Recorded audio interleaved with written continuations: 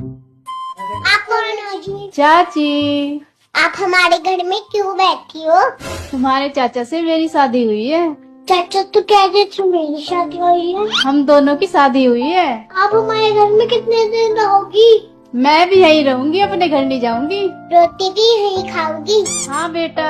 अच्छा, कितनी रोटी खाती हो आप? पागल, 5 रोटी खा जाएगी। बेटा, हमारा आटा जल्दी खत्म हो जाएगा। अच्छा, आपका नाम क्या है?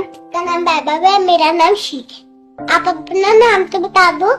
मेरा नाम चमेली है। बताओ, ये भी कोई नाम है? क्यों, अच्छा नहीं लगा? तुम बड़े प्यारे बच्चे हो, आ जाओ मेरे पास। क्यों आ जाए, हम तो नहीं आते। अच्छा, हाँ, मेरे पापा को भी कहती है किसी दूसरी औरत के पास मत जाना। सारे कपड़ों को बदल लो चमेली, गर्मी बहुत है चमेली। मुझे चमेली क्यों कह रहे हो? मैं तो तुम्हारी चाची हूँ। आपने तो कहा था